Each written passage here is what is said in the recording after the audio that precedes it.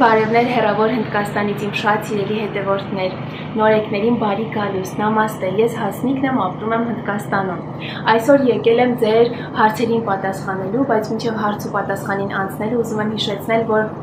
բաժանորդագրվեք ալիքին, եթե դեռ չեք բաժանորդագրվել, եւ սեղմ եք այն զանգակի կոճակը, որպեսզի բաց չթողնեք տեսանյութերը։ Կարդում եմ առաջին հարցը.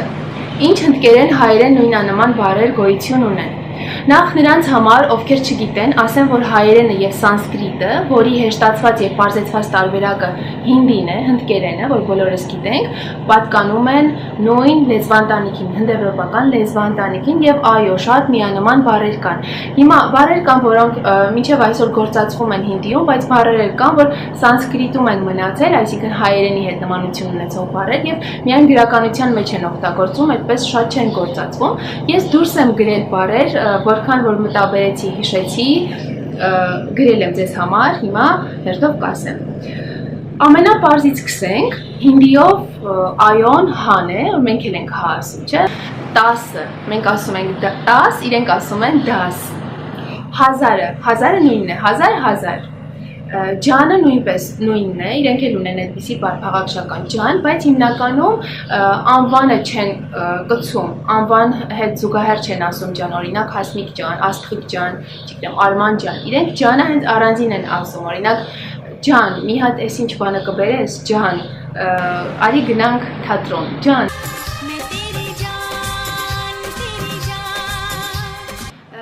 Թավա, մենք ասում ենք թավա, իրենք տավա։ Մենք ասում ենք պանիր, իրենք ասում են պնիր։ Մենք ասում ենք գազար, իրենք ասում են գաջր։ Հետաքրքիր է, չէ՞։ Ճակնդեղին ասում են ճկունդր։ Ափսոս, ափսոս։ Մոմ, նույն նշանակությունն ունեն։ Մարդ։ Մենք մարդ ենք, չէ՞ արտասանից, բայց իրենք մարդը հենց դյով են ասում, մարդ, տղամարդ նկատի ունեն։ Թուք, մեռնել մենք հայերենով, իսկ իրենք ասում են մռնա, մեռել է մռա, եւ անել, կարողանալ անել, կռնա, ես ուղղակի այդպես նմանեցրել եմ, կարողանալ, կռնա բառն էլ է, չէ՞ օգտագործում հայերը, չգիտեմ որ բարբառով է, բայց կռնա բառը կա, սա էլ էսպես։ Շնորհակալ եմ լավ խոսքերի համար, պատճիկները Ռոնիին փոխանցել եմ, ամեն օր եմ փոխանցում, որ երկիր կցանկանաք գնալ։ Շատ վաղուց, երևի ասեմ մանկուց, այն որ սիրուն ամերիկյան ֆիլմեր ենք դիտել, միշտ տպավորվել է իմ մեջ Նյու Յորքը ու այդպես շատ կուզենայի գնալ Նյու Յորք, բայց Սուրբ Ծննդյան տոների ժամանակ։ Հարցս հետևյալն է. Հնդկաստանում եթե ասում ես հայ եմ, իրենք որ հայի օրինակով են ճանաչում հայերին կամ արդյոք ճանաչում են։ Օրինակ Ֆրանսիայում Շարլ Ազնավուրին են առաջինը ճանաչում։ Հնդկաստանում շատերը չգիտեն, թե որտեղ է Հայաստանը եւ հայերին չեն ճանաչում։ Հիմնականում ավելի տարիքով մարդիկ են Հայաստանի մասին լսել, այսինքն կամ գիտեն Հայաստանի մասին։ Շատերը հարցում են Ռուսաստանի մաս է կազմում Հայաստանը, երբ ասում ես Հայաստանից եմ։ Շատերն ասում են չեն անցալում Հայաստան, Արմենիա, Ալբանիա, տարբեր երկրների հետ են շփոթում։ Բայց ջահելները, ովքեր որ հայեր լսել են այդպես, իրենք Քիմ Քարդաշյանով են ճանաչում։ Այո, հայտնիներից Քիմ Քարդաշյան։ Պատկերացրու կյանքի այնպիսի փուլում ես, որ պետք է 1 ամիս ճարահատյալ ապրես անմարդաբնակ կղզում ու հնարավորություն ունես հետդ որևէ մեկին վերցնելու։ Ում հետ կնախընտրես մեկնել։ Անմարդաբնակ կղզի առաջի անգամ երբ կարդացի հարցը, միանգամից պատասխանը սա էր։ Ռոնից կվերցնեմ ու կգնամ, Ռոնից միայն, բայց հետո մտածում անմարդաբնակ կղզի պայմաններն այդքան էլ լավ չեն լինի, ինչ հոտելու Ռոնին։ Մտածեցի, եթե մի ամսովա կդիմանամ, Ռոնին կուղարկեմ Ֆրանսիա մամայիս մոտ, ու ես ամուսնուս հետ կգնամ անմարդաբնակ կղզի, այդպես, երեխային չտանջենք։ Այս ջան, տեսել ես հոլիվուդյան դերասաններին, օրինակ Շահրուկին, Հրիտիկին կամ մեկ ուրիշին։ Այո, տեսել եմ, ասեմ նաև ովքեր չգիտեն, որ հոլիվուդյան այդ մեծ հայտնի դերասանները բոլորն ապրում են Մումբայում, մեր քաղաքում, ու ես իրենց տների թաղամասերով, տների կողքերով շրջել եմ, տեսել եմ Այշվարյայի տունը, Ամիտաբ Բաչյանի տունը, Սալման Քան եւ այլն։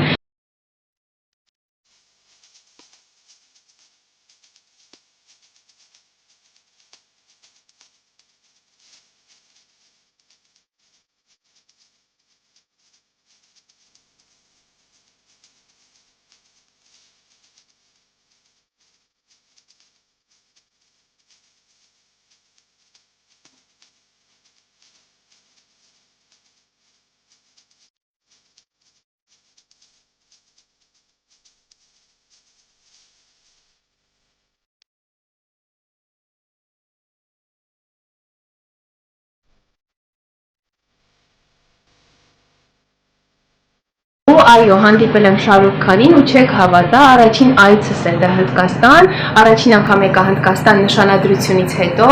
ու առաջին անգամ գնացի Շահրուխ Քանի տան մոտ ու հենց այդ ժամանակ ինքը դուրս եկավ տանից, ճիշտ է մեքենայով, բայց ես իրեն տեսա շատ մոտիկից, ինքը ինձ շուտար, ձեռքով արեց ու ես այդ օրը ընդհանրապես չեմ մոռանա, որովհետև դա իմ երազանքներից մեկն էր, որ ես իրեն տեսնեմ։ Հետո գնացել ենք Սալման Քանի թաղամաս, Սալման Քանին եմ տեսել, բայց ավելի հեռվից։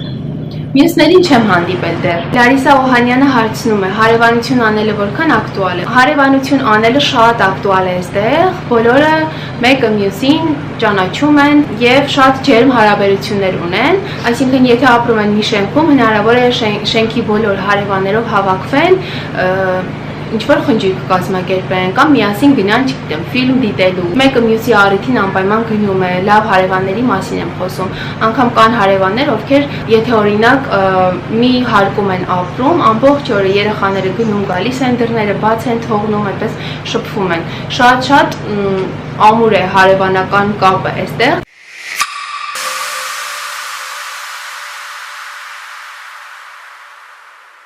Հնդկաստանի ջուրը Հայաստանի ջրի պես լավն է, թե խանութից եք գնում։ Իհարկե Հայաստանի ջրի պես լավը չէ Հնդկաստանի ջուրը ու խանութից են գնում։ Մենք խանութից ենք գնում, բայց շատերն այստեղ ունեն ֆիլտրեր, ֆիլտրը դրված է տանը, որ ջուրը ֆիլտրում է, այդ ծորակի ջուրը ֆիլտրում է ու դառնում է խմելու ջուր, խմում են, ճաշերի մեջ են օգտագործում։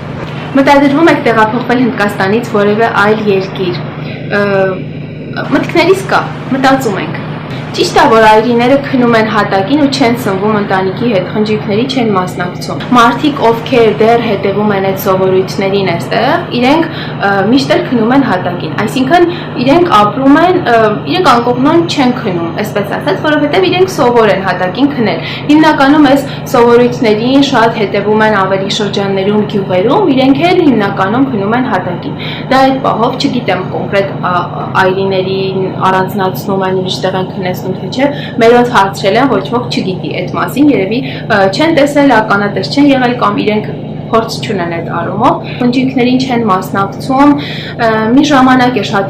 շատ ծանր եղել այրիների վիճակը, որ եթե ամուսինը մահանում էր, իրենց կյանքը ավարտվում էր, հնարավոր է, որ շատերը գիտեք նաև սաթի կոչվող ավանդույթի մասին, ավանդույթ ասեմ, թե ինչ ասեմ դրան, չգիտեմ, ինչ կոչեմ դրան, որ ամուսնու մահից հետո կինն էլ ամուսնու հետ պիտի մահանար։ Կինն իրեն նետում էր կրակի մեջ, այդ այրելու էլի դիակիզմա ժամանակ ինքն էլ հետն էր այրվում։ Շատ բաներ են եղել հնում, հիմա չգիտեմ որքանով են այդ դետալներ պահպանվել, իհարկե կլինեն Հնդկաստանում ինչ ասես չկա, Հնդկաստանի տարբեր գյուղերում, մարզերում, շրջաններում տարբեր ավանդույթներ կան ու ես հիմա չեմ կարող ասել դա ճիշտ է թե չէ, բայց երևի ինչ որ սահմանափակումներ կլինեն ավանդապաշտ ընտանիքներում այլիների հետ կապված։ Հնդկերեն խոսելը բարդ չէ, հնդկերեն հինդի նկատի ունեք երևի, որովհետև Հնդկաստանում շատ տարբեր լեզուներ կան, շատ լեզուներ կան։ Հինդի չէ, բարդ չէ, արդեն բարդ չէ։ Ես արդեն 2015 թվականից ապրում եմ Հնդկաստանում ու հինդին իմ ականջին շատ լավ նստած է ու ինձ համար էլ բարդ չէ։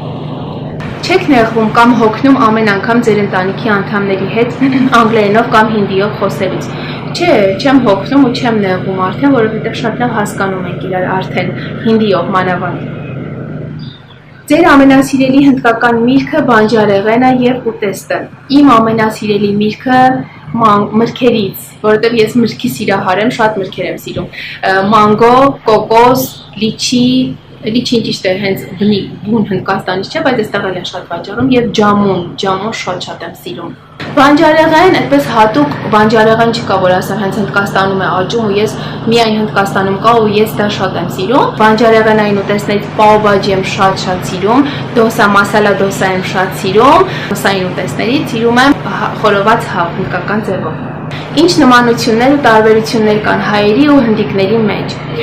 Քրիստինե ջան, հայերն ու հնդիկները ինչքան տարբեր են, այնքան էլ նման են։ Նախ ասեմ, որ ավանդապաշտ են շատ, իհարկե հնդիկները ավելի ավանդապաշտ են, բայց հայերս են, չէ՞, մենք էլ ավանդապաշտ ենք ու ավելի ընտանիքի մարդիկ ենք։ Իրենք էլ են ընտանիքասեր, ընտանիքի մարդիկ են, մեծերին հարգելը, ես կարող եմ նմանեցնել, որ շատ մեծ հարգանքով են վերաբերվում իրենց տան մեծերին։ Հնդիկներն էլ հայերի նման սիրում են մեծ ընտանիքներով ապրել, իհարկե հիմա արդեն այդքան չէ, ինչքան որ առաջ էր, հիմա արդեն ամուսնանում են, առանձնանում են զույգերը, բայց հիմնականում սիրում են ապրել սկես ու սկեսրայրի հետ, եթե ուրիշ եղբայրներ ունեն, եղբայրներն իրենց ընտանիքներով, երեխաներով, բոլորով միասին մի հարկի տակ են ապրում։ Երևի առանձնացնեմ նաև բամբասկոտությունը, որ շատ բամբասկոտ են, բամբասել շատ են սիրում, ուրիշի կյանքով շատ են սիրում հետաքրքրվել, ինչը որ մեզ հայերիս էլ է հատուկ։ Մի նմանություններ նշեմ, հնդիկներն էլ հայերի նման ուզում են, որ իրենց առաջնակը տղա երեխա լինի, այսինքն նախապատվությունը ավելի շատ տղային են տալիս, քան աղջկան։ Իհարկե բոլորի մասին չէ խոսքը, ես էլի եմ ասում, ես ինչ խոսում եմ, ինչ ասում եմ, դա չի նշանակում, որ բոլոր հնդիկներին է վերաբերում, բայց ես կարող եմ ասել, որ մի մեծ մասը այդպես է մտածում։ Սիրելիս, մտածում եմ, ինչ է աշխատում սկեսրայրդ, որ համ ձեր մոտ է մնում, համ աղջկա մոտ է մնում։ Սկեսրայրս հիմա չի աշխատում, սկեսրայրս թոշակի է անցել, բայց մասնագիտությամբ հաշվապահ է, երկար տարիներ աշխատել է։ Իսկապես հասարակական զուգարանների պակաս կա Հնդկաստանում։ Այո, հասարակական զուգարանների պակաս կա Հնդկաստանում ու մեծ խնդիր է դա։ Արդեն ադապտացվել ես Հնդկաստանի հնդկական կյանքին։ Այդպես գլոբալ չեմ կարող ասել, որ այո, միանշանակ ադապտացվել եմ, ինչ հարցեր կան, որոնց չեմ ադապտացվել կամ չեմ կարող ընդունել, շատ հարցեր կան, որոնց արդեն այո, ադապտացվել եմ։ Հնդիկ կանայք ինչպես են պայքարում մազերի դեմ, մազահեռացումը նկատի ունի։ Հնդիկ կանայք չեն պայքարում մազերի դեմ, իրենք իրենց մազերը շատ են սիրում։ Բայց եթե ուզում են պայքարեն մի քիչ, մեղրամոմով են անում։ Հեշտ է ապրել Հնդկաստանում։ Այս հարցը շատ գլոբալ հարց է, չեմ կարող միանշանակ պատասխանել հեշտ է թե դժվար, նայած թե որ երկրից եք գալիս, որ երկրում եք ապրել, նայած թե ինչ մտածելակերպ ունեք, արդյոք կհարմարվեք թե չէ, այդպես, մարդուց է կախված։ Հիմնականում ընդհանուր, եթե իմ կարծիքն եք ուզում իմանալ, չէ, հեշտ չէ Հնդկաստանում ապրելը։ Հնդկաստանում երեխաների ծնվելուց պետությունն ինչ որ գումար տալիս է, այո, պետությունը 6000 ռուփի գումար է հատկացնում այն հղիներին, ովքեր ծննդաբերում են եւ ովքեր գրանցված են պետական հիվանդանոցներում։ Հաջորդ հարցը, ինչու են տանիքները բաց Հնդկաստանում։ Նախ Հնդկաստանի որոշ մասերում սեզոնային անձրևների ժամանակ շատ վարար տեղումներ են լինում ու կան շրջաններ, գյուղեր, որտեղ որ ջրի պակաս կա ու մարդիկ ոնց որ այդ տանիքում ջուրը հավաքում են, անձրևաջրեր են կուտակում ու օգտագործում են հետո իհարկե խմելու համար չէ, բայց ինչ որ ուրիշ առօրյա գործեր անելու համար այդ ջուրն օգտագործում են։ Դա մեկը, մյուսը որ շատ հարմար է ինչ որ մթերք չորացնելու համար, բանջարեղեն ու միրգ չորացնելու համար, մենք ոնց է որ չիր ենք պատրաստում, այդպես սկուտեղների վրա դնում ենք պատուհանի գոգին, դնում ենք մեր բակում, չէ, տամբակում, եթե սեփական տուն է։ Իրենց համար է շատ հարմար է այդ բաց կտուրները, որ դնեն օրինակ չորացնեն կծու պղպեղ, տեսել եք չէ, կարմիր կծու չիլիները, որ չորացնում են, աղում են, մի խոսքով ոնց որ անում են սովորաբար։ Մարդիկ կան, որ մեծ ընտանիքներով են ապրում, շատ լվացք են անում, այդտեղ փռում են, չորացնում են։ Այդ իրենց տանիքի վրա ամբողջ ուտելիքը պատրաստում են օրինակ հարսանեկան որևէ արարողության համար։ Մի խոսքով, բաց տանիք ունենալը մեծ առավելություններ ունի։ Մյուս հարցը, ճիշտ է, որ Հնդկաստանում մազերը երկարացնելու համար յուղ են քսում։ Սիրելիներս, ես բազմիցս անդրադարձել եմ մազերի յուղերին, մազերի խնամքին, այո, ճիշտ է, կոկոսի յուղ են հիմնականում օգտագործում, այլ յուղեր նույնպես օգտագործում են, ես խորհուրդ կտամ անցնեք այն հղումով, որը ես կդնեմ նկարագրության բաժնում, հենց մազերի խնամքի մասին ու թե Հնդկաստանում ինչ յուղեր են օգտագործում։ Մի հարց էլ կա, որին ուզում եմ անդրադառնալ, մոտս չեմ նշել, ճիշտ է, բայց հիշում եմ, հենց նոր մտաբերեցի, քրքումի հետ էր կապված, թե քրքումը ուտելիքներից զատ էլ ինչպես կարելի է օգտագործել լուծել։ Քրքումը շատ լավ անտիսեպտիկ է, ես էլի եմ ասել երբ իմ վլոգներում, եթե օրինակ ինչ-որ քերծվածք եք ունենում կամ կտրվածք եք ունենում,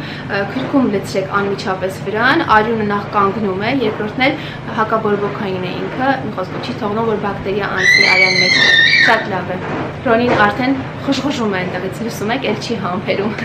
եւ պիտի վերջացնեմ։ Վերջ սիրելիներս, ձեր հարցերն այսքանն էին, շնորհակալ եմ եւ հարցերի եւ ակտիվության համար։ Ձեր կարծիքներով կիսվեք մեկնաբանությունների դաշտում, դրեք լայքեր, եթե հավանեցիք, իսկ ես ձեզ կհանդիպեմ մյուս տեսանյութի շրջանակներում։ Նամաստե։